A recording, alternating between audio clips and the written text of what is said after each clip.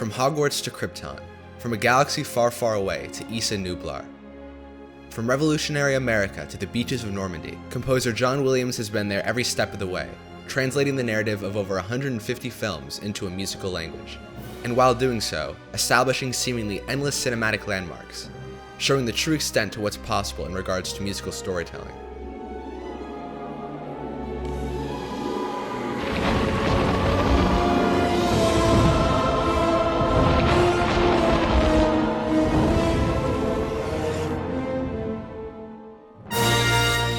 Whether it's Star Wars in 1977, E.T. in 1982,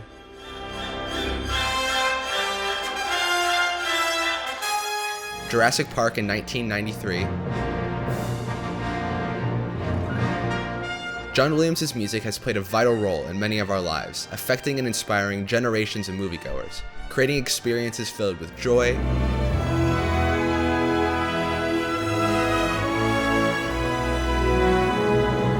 suspense, fear, tragedy,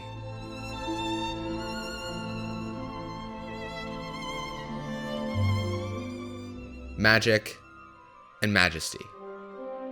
Williams' music is filled to the brink with masterfully detailed musical craftsmanship. Every single note, which is written by hand, is carefully constructed, and his technical approach to developing and coloring his ideas with rich orchestration is second to none. Through his varying multi-dimensional musical frameworks, Williams is always able to keep the small emotional fragments alive, which allows us as an audience to constantly maintain a strong connection with the heartbeat of the story and the characters. Williams has explored just about every genre one can imagine, from fantasy to war films, romantic comedies to horror, science fiction to historical biopic, and in each step of the way along his path, evolving and varying his musical voice to accompany the incredible amount of different kinds of stories he works with. Whether it's his focus on Irish music in Far and Away,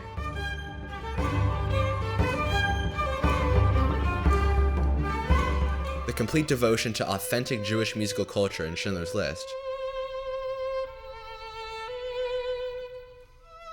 the revolutionary themes of The Patriot, the Civil War-esque brass band writing of Lincoln,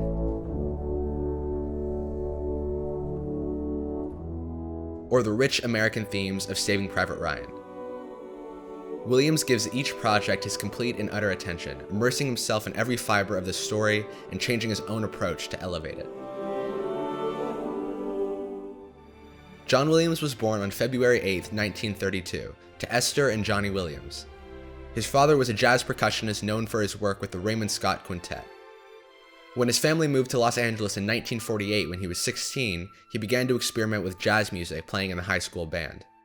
In 1952, Williams was drafted into the Air Force, playing the piano, brass, conducting, and arranging music for years.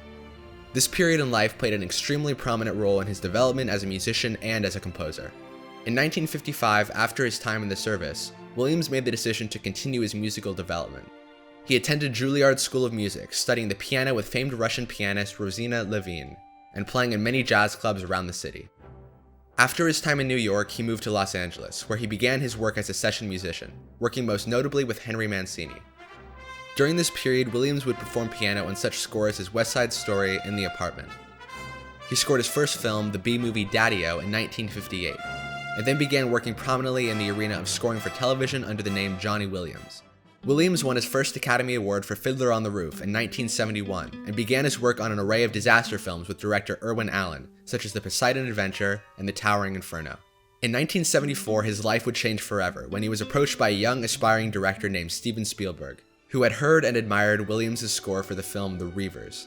They collaborated on their first film, The Sugarland Express, and shortly after, Jaws, and then Close Encounters with the Third Kind in 1977. At this point, John Williams' career as we know it today began to take off, and many decades later, he scored over 150 films, and has truly without a doubt redefined the industry that he works in. In summer 2018, when I had the chance to take a course from the brilliant Conrad Pope, John Williams' orchestrator and longtime collaborator, he brought with him a piece of music which he referred to as the ultimate orchestral composition for a film, incorporating all the elements that makes John Williams John Williams. That piece of music was Adventures on Earth from E.T.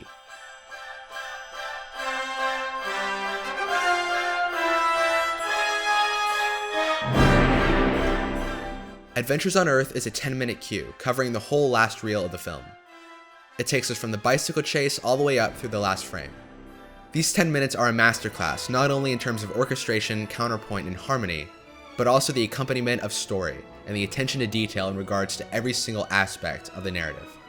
The piece is both grand, yet subtle, complex, and in a few moments relatively simple. Yet throughout his complex framework, Williams never loses sight of the two primary themes, and uses the last reel as the opportunity to complete their musical development.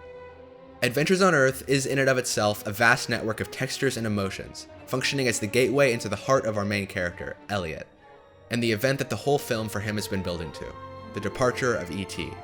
A sequence John Williams very easily could have scored as tragic, but chooses to approach like a victory.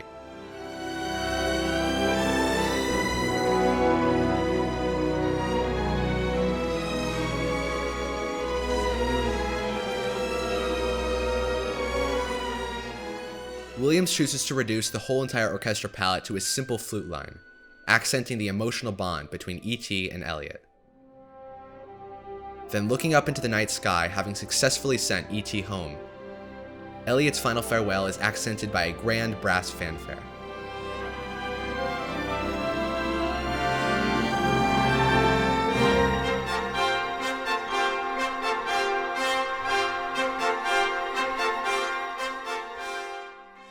E.T. is one example of John Williams' genius, but it certainly doesn't end there. John Williams' life and legacy is something that can't be isolated in words. To us, his impact is universally experienced through his music, and through the stories he's helped bring alive. For his work in the industry, Williams has received 51 Academy Award nominations, which is the second most after Walt Disney.